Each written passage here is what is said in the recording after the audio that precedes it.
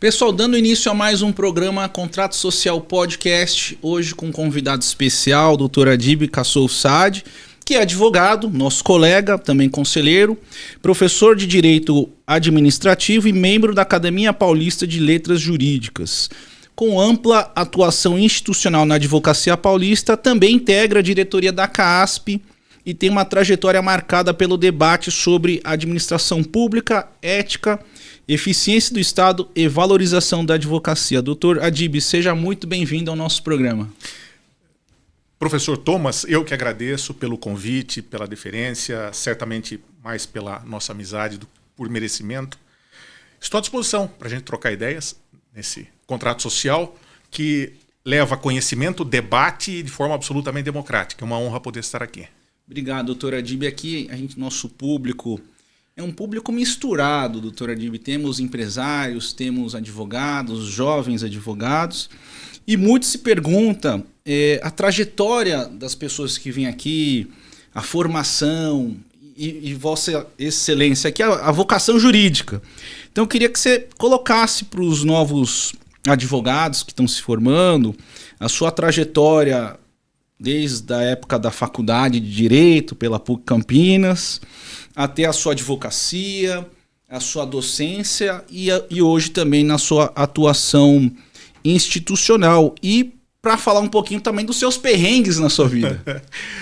Então, eu sou filho de um advogado. Meu pai é advogado, iniciou em 1959, advogou muito na esfera pública para vários prefeitos, deputados, senadores.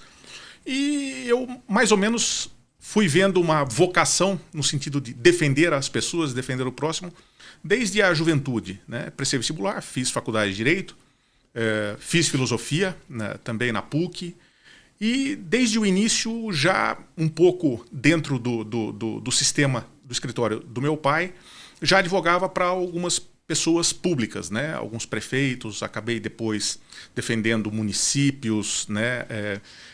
Entidades do Estado. Então eu fui praticamente me voltando mais para a área pública, muito embora a gente faça um atendimento, um apoio para as empresas, principalmente em relação ao poder público, mas o meu sangue, a minha veia está ali direcionada ao direito constitucional e administrativo.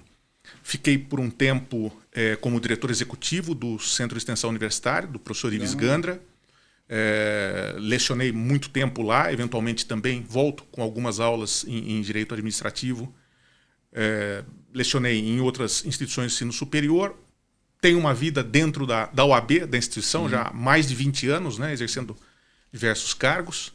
E a gente acaba aprendendo. Aprende com a dificuldade do cliente, aprende com a dificuldade da empresa, a dificuldade do gestor público, aquela aflição de, às vezes, querer fazer o certo, o necessário, o urgente, e muitas vezes encontrar um óbice ou um obstáculo dentro da própria legislação. Isso gera insegurança para o gestor, para aquele que tem a capacidade de decisão, gera insegurança, às vezes, para a empresa, e às vezes até o relacionamento entre entidades do poder público, seja dentro e fora do país. E doutor Adib, então, trazendo essa questão de insegurança jurídica, na sua opinião, que você falou muito sobre questões de burocracia, lentidão, e você trabalha muito com a questão do direito administrativo sobre um olhar de eficiência, na sua opinião, teríamos que ter algum órgão para ficar olhando as leis, mudando as leis de forma mais eficiente, de forma mais... De repente, hoje o IA consegue fazer um modelo de eficiência das alterações mais pertinentes da lei. Você acha que é necessário, de repente, um robô IA para fazer isso hoje? Olha, o robô ele pode, inclusive, auxiliar, ser uma ferramenta extremamente útil.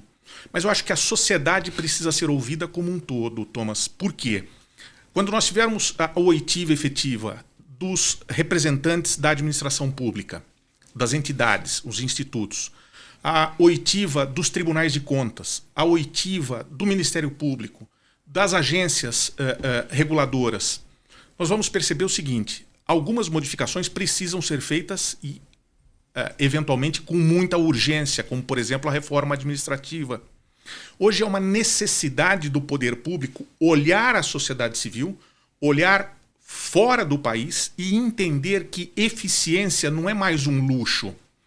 Quando o contribuinte paga o seu imposto, ele espera que esse recurso que o Estado recolhe da sociedade civil, ele retorne na forma de bens ou serviços, numa prestação de serviços eficiente.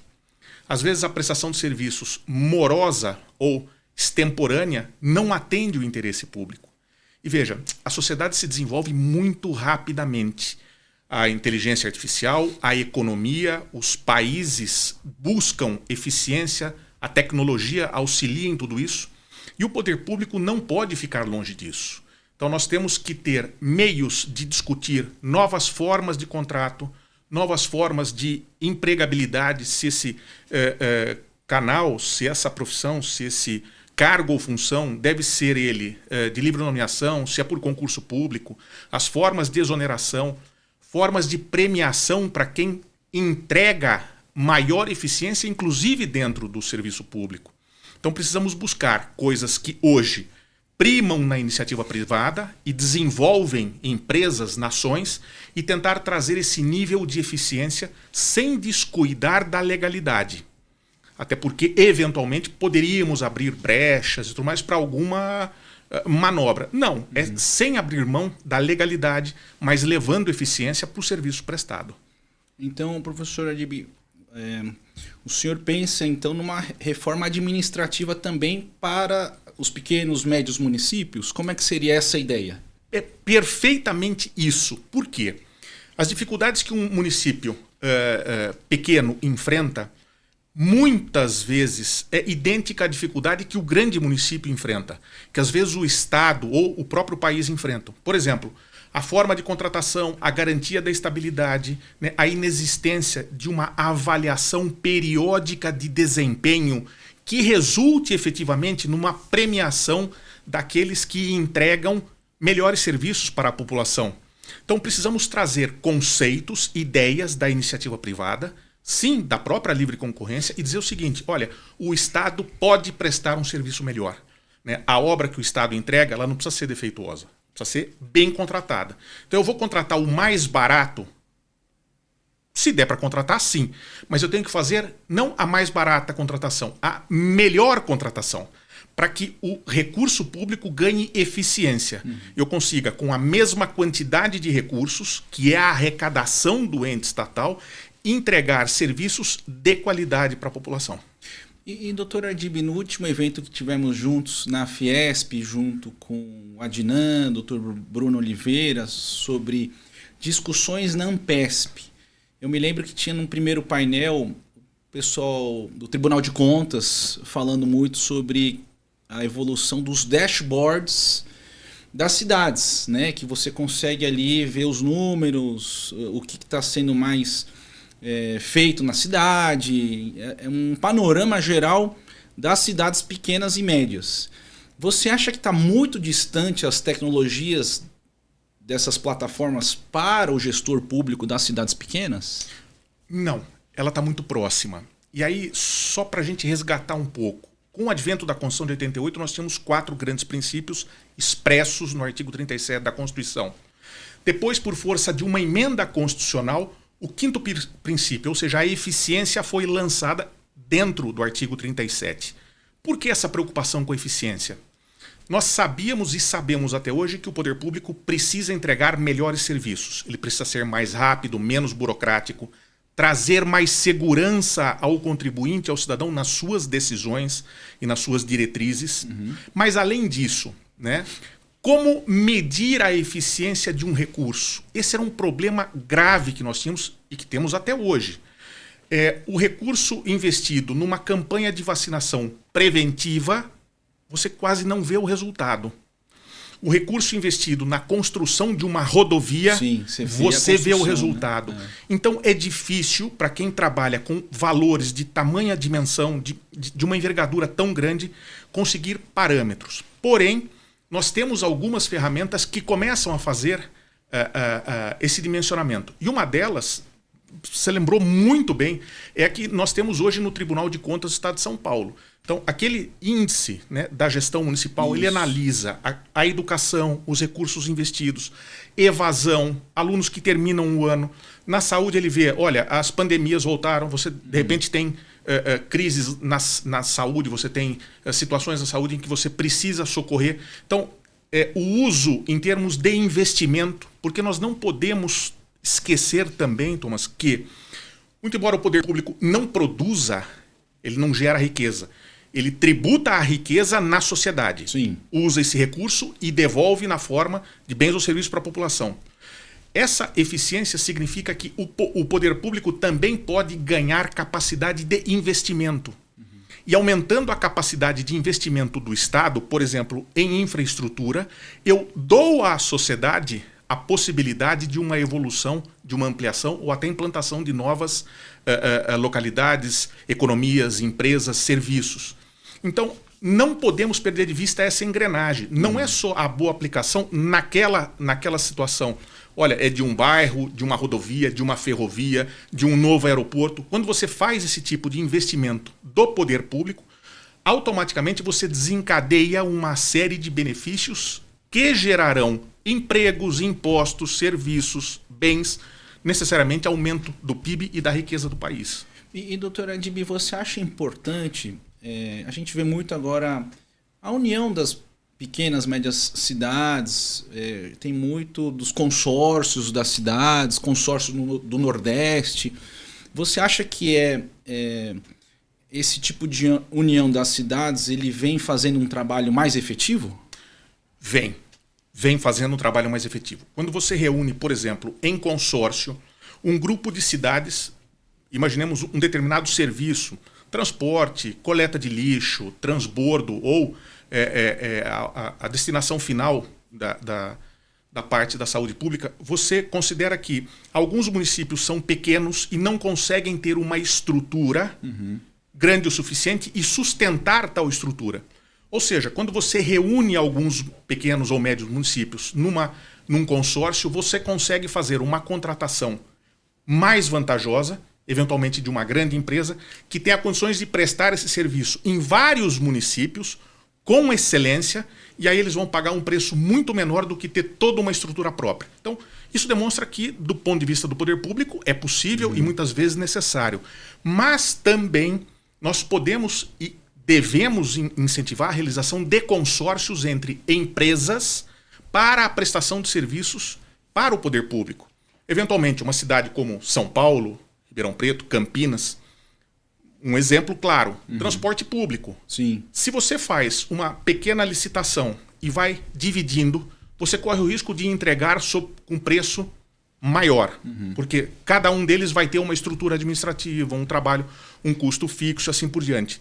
Quando você admite a formação de um consórcio, fala, olha, então eu vou fazer um grande lote e nesse lote eu vou admitir empresas de pequeno, médio, grande e até consórcio. Então as empresas se reúnem, colocam o melhor dos seus esforços e através de um consórcio conseguem levar uma proposta absolutamente exequível para a prestação de serviço e, ao mesmo tempo, que atenda à necessidade do poder público, que, em última instância, é a necessidade da população. Então, eu vejo essa formação, tanto os consórcios, por assim dizer, do ponto de vista da gestão pública, entre municípios, entre estados, né, como os consórcios da iniciativa privada, para poder levar ao poder público e, portanto, à população, o melhor serviço. Doutora Adib, a gente tem aqui um bloco especial, o bloco A, que aqui eu já te falo para você indicar um livro, um documentário, um filme para os nossos telespectadores, mas isso você responde no nosso segundo bloco e eu vou pedir para que o nosso programa solte a vinheta.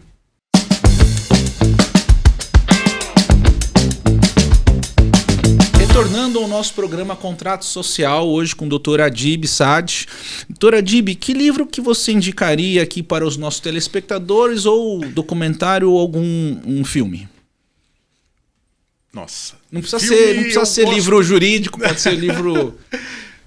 Claro, livros, né? Eu gosto muito de alguns do ponto de vista espiritual mesmo, né? A formação humana. Hoje, inclusive, falava sobre Crime e Castigo, de Dostoiévski. Acho que vale muito a reflexão, inclusive, sobre as ações humanas e a repercussão dessas ações na nossa própria existência, né?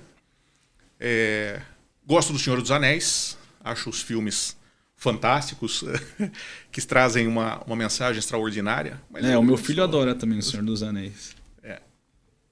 E do ponto de vista do conhecimento, se puderem ou se tiverem aí algum preparo, eu gosto muito de Aristóteles, né? Então, pode começar ali com a retórica, né? E eventualmente chegar até a ética a Nicômaco. Eu acho que é um caminho muito bom, Doutor Adib, entrando um pouquinho agora na advocacia, na OAB, do papel institucional. O senhor teve uma atuação relevante na OAB São Paulo e na CAASP, tem até hoje, inclusive como diretor, vice-presidente e agora secretário-geral. Qual deve ser o papel da OAB em um momento de tanta polarização política e descrença nas instituições? Meu amigo Thomas, a OAB historicamente sempre esteve presente, marcou passo junto com a sociedade civil na defesa de direitos fundamentais, de direitos naturais, da estrutura estatal, na defesa das liberdades. E ela naturalmente é conhecida não só por ser o órgão que regulamenta, né, abrange toda a advocacia, mas também como uma verdadeira linha de defesa da sociedade civil, do Estado de Direito. E acho que a OAB não deve ficar longe dessa sua vocação. Regulamentar, sim, a profissão, fiscalizar o exercício da profissão, editar o seu código de ética, de conduta, mas também cuidar, em última instância, da população, do Estado de Direito. Isso, historicamente, principalmente a OAB São Paulo, enfrenta e sempre com destemor. Algumas vezes nós sabemos disso com ameaças, com algumas represálias, com um descontentamento, eventualmente, de alguma autoridade, de algum grupo, mas sempre na defesa da Constituição. Então, se perguntassem, né, a OAB tem lado? A OAB tem lado. O lado da OAB é o lado da Constituição, porque a Constituição representa, em última instância, a vontade da nação brasileira. Né? Essas ideias foram discutidas, pensadas, maturadas e levadas para a nossa lei maior. Então, lá reside a missão institucional da OAB na defesa da cidadania. Doutor Adib, já até nos bastidores aqui conversamos sobre um fato que aconteceu há pouco tempo, dessa sabatina do doutor Messias no STF, no Senado Federal. E eu queria saber a sua opinião, o que você acha do processo de indicação dos ministros do STF e como é que foi esse marco histórico para o Brasil em relação ao Senado Federal tendo se posicionado contra a indicação do presidente Lula. Em relação ao processo em si, ele pensado lá em 88, me parece que atendia, de certa forma, o que a sociedade compreendia entre trabalho entre os poderes, né? Para se indicar alguém para o controle geral de constitucionalidade do país, olha, o Executivo e o Legislativo trabalharão em conjunto. O que me parece, em princípio, bastante razoável. O fato é que, com o passar do tempo, fomos nos distanciando um pouco da questão da independência, da isonomia, né? Do notório saber. Não que lá não existe. Eles possuem saber fantástico, os ministros, mas aquele distanciamento necessário que o magistrado deve manter em relação às partes, a quem julga. E tudo isso veio numa decadência, digamos assim, nos últimos tempos, principalmente por força do ambiente político e desse conflito que nós temos na sociedade. Hoje fica mais difícil você debater uma ideia com serenidade, né? Apreciar pontos de vistas distintos sob a ótica da razão, né? As pessoas partem para um pensamento muitas vezes irracional, muitas vezes só ideológico e esquecem a racionalidade. Isso acaba chegando na estrutura final de poder, no nosso topo do poder. E chegou ao Supremo Tribunal Federal neste momento com a rejeição do nome do Messias. Eu não gosto de enxergar as coisas só pelo ponto de vista negativo. Eu gosto de tentar tirar alguma coisa positiva. Então, há uma coisa negativa? Há. É a primeira vez na história, em quase 200 anos, sim, que nós temos uma rejeição. É uma situação grave. Isso vai contra um pouco a própria biografia do indicado, mas penso que neste momento tenha se dado muito mais por força de uma divisão política dentro da Casa Legislativa do que por uma apreciação efetiva dos méritos do indicado. Isso é ruim por um lado, mas em tese, pode significar que uma das casas, ou a casa legislativa mais importante do país, que é o Senado, tenha dado um recado que eu, Senado, começarei a exercer as minhas prerrogativas de acordo com a vontade dos meus integrantes e, portanto, com a vontade do povo. Eu gostaria de interpretar muito mais dessa forma, como o Senado passando um recado para todo o país que ele, Senado, vai exercer as suas competências, do que uma rejeição por força da não qualificação. Eu acho que a não qualificação não foi o motivo, até porque é uma pessoa extremamente qualificada, mas que, infelizmente, enfrentou a apreciação do seu nome num momento histórico ruim do ponto de vista político para o país. Doutor Adib, agora em relação à sua área acadêmica, o que a experiência fora da sala de aula, especialmente na advocacia e na OAB, acrescentou à sua visão como professor de direito administrativo? Olha, agradeço pela colocação. Na verdade, é um exercício diário. Fora da sala de aula, deixando o espaço acadêmico, nós temos, tanto na profissão quanto no exercício de atribuições entregues pela OAB ou pela CAASP, nós acabamos conhecendo as dificuldades que a sociedade civil enfrenta por força, às vezes, da burocracia, da incapacidade ou da ineficiência do poder público. Isso transforma a experiência, a expertise, com o passar dos anos, ela transforma o nosso modo de enxergar a estrutura, a máquina administrativa. Então, nos ajuda a identificar, aqui há morosidade, aqui há tempo necessário de maturação de um projeto. São coisas distintas.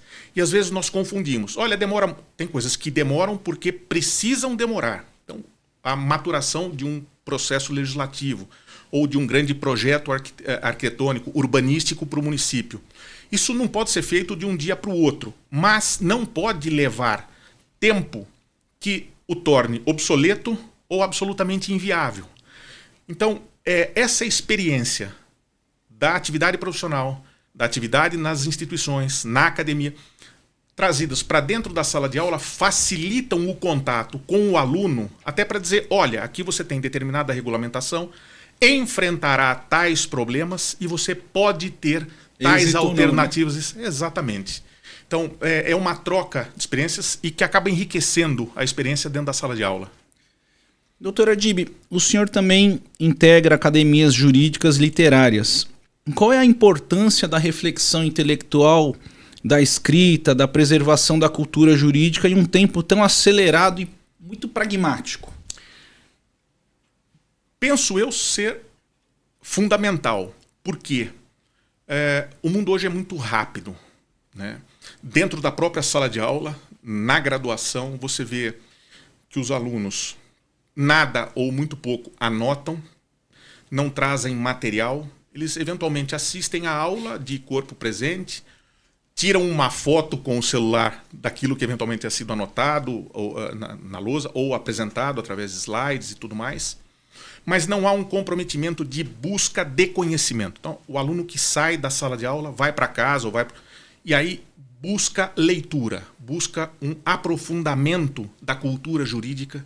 E isso é ruim, sim, porque as discussões passam a ser rasas. E aí uma dificuldade cada vez maior de se encontrar soluções para os problemas. Quanto menor a formação, menor o preparo, menor a experiência, mais difícil você trazer uma solução, seja para o poder público, seja para o seu cliente. Essa experiência, esse aprofundamento. E aí o estudo dos clássicos, o estudo daqueles que estão no momento divulgando, o acompanhamento de artigos através da internet, não precisa ser um livro de 1.500 páginas, mas você tem obras excelentes, inclusive em determinados segmentos específicos, no poder público, setor energético, setor urbanístico, meio ambiente, né? O processo administrativo em si, né? A estrutura administrativa, contratações, licitações, improbidade, você consegue aprofundar, ganhar conhecimento à medida em que vai lendo. E a leitura tem ficado, lamentavelmente, um pouco distante dos nossos alunos. Professor Adib, a gente está junto lá na OAB. O ano passado falei com a Dani, falei dela desses projetos de cidades inteligentes, que a OAB também teria que estar nessas discussões importantes, e foi criado dentro dessa comissão especial de infraestrutura, liderado pelo nosso presidente Adriano Maia. Ele criou várias outras vice-presidências de PPPs, tem uma que é a nossa, que a gente está liderando sobre cidades inteligentes e cidades sustentáveis. Mas nessas conversas de grupos, de comissões, eu acho muito rico a ideia deles até lançarem em conjunto para se ter uma cadeira mesmo do estudo do direito de infraestrutura do Brasil. Porque são várias matérias que estão ali rodando, mas que as universidades brasileiras, nas faculdades de direito, não têm acesso a um estudo mais completo sobre a infraestrutura do Brasil. Eu não sei qual que é a sua opinião nesse sentido. Eu sei que o direito administrativo também faz parte, mas eu queria saber se você concorda com essa ideia também de uma compilação melhor do direito de infraestrutura que compõe vários sistemas aí, né? Ele vai andando por várias áreas do direito. Olha, Thomas, eu concordo. Acho que nós precisamos, em certa medida, repaginar o programa dos cursos de direito. E digo isso com muita tranquilidade. Por quê? A nossa vida se tornou muito mais rápida, muito mais dinâmica e surgiram áreas do conhecimento, áreas do próprio direito, que até então não existiam. A própria inteligência artificial vai nos levar a algum lugar que ninguém sabe no momento qual é. Isso está trazendo uma mudança rápida. Portanto, nós precisamos de atenção na legislação, com o constante aperfeiçoamento, a constante melhoria ou adequação às novas necessidades e novas tecnologias, como o próprio ensino do direito. Então, ensinar o direito administrativo. Nós vamos passar por tantos caminhos, desde o momento em que você acorda pela manhã e acende a luz do quarto, né, ali tem uma concessão para uma empresa de energia. Bom, aí eu vou ao banheiro, né? Aí eu vou ao banheiro, eu abro a água, lá tem a concessão, a Sabesp, a empresa foi privatizada, e você vê. Então, tudo guarda, de certa forma ou de certa maneira, uma atenção especial do poder público. E aí está o direito constitucional e o direito administrativo. Então, a área de infraestrutura, num país de dimensões continentais, como o Brasil, e com as riquezas naturais que o país tem, nós precisamos urgentemente de uma atenção especial da academia. Até porque, com essa imensidão de área, esse potencial de produção agropecuária, com os minerais que nós temos, nós precisamos identificar a melhor forma de utilização desses recursos. Podemos dizer, nós temos recursos, vamos sentar em cima e esquecer que não, nós precisamos saber qual é a forma mais sustentável de utilização desses recursos. Como buscar uma forma inteligente de aproveitamento de recursos naturais em benefício da população brasileira e do restante da humanidade. Porque tem materiais ou metais que nós temos no Brasil, mas não existem no resto do mundo. Tem outros que o Brasil não tem. Então, nós precisamos fazer esse cotejo de necessidades e de possibilidades para que o desenvolvimento seja constante em todo o planeta, digamos assim, não apenas no Brasil, né? Doutor Adib, já estamos chegando próximo ao fim do nosso programa. Falei que ia ser um bate-papo rápido. O seu filho está aqui. E aí, mas eu quero também te colocar aqui as suas considerações finais para os nossos telespectadores. Bom, primeiro parabenizar pelo podcast, né, o trabalho que tem realizado como advogado, como dirigente da ordem, como integrante do nosso conselho, sempre um ponto de equilíbrio.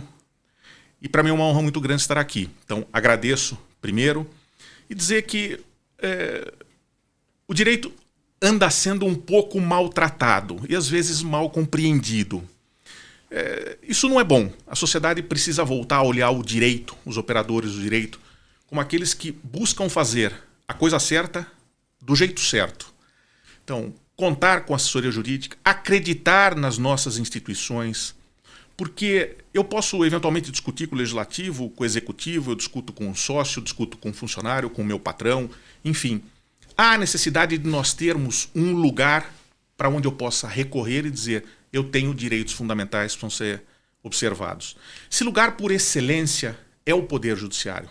Não há como trabalharmos para tirar o crédito, a credibilidade do Poder Judiciário. Pelo contrário, se problemas eventualmente existem, vamos sanar os problemas.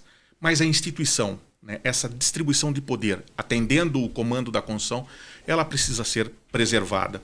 E para isso os advogados colaboram, os advogados trabalham, porque é no nosso escritório que o cidadão senta, no silêncio da nossa sala, ele fala dos sonhos, fala das lutas, fala dos pesadelos, do que conseguiu, do que perdeu, ele abre a alma. Sim. E aí a nossa obrigação no mundo do direito é dar àquela pessoa, no mínimo, a esperança.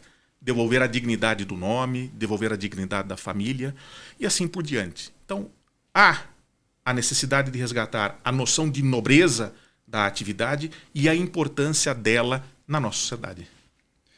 Pessoal, muito obrigado pela participação de todos vocês neste programa do Contrato Social. E mais uma vez aqui agradecer o nosso convidado especial, Dr. Adib. Muito obrigado pela sua participação no nosso programa e pelas grandes reflexões jurídicas aqui de temas tão importantes para a nação. Muito obrigado. A gratidão é minha.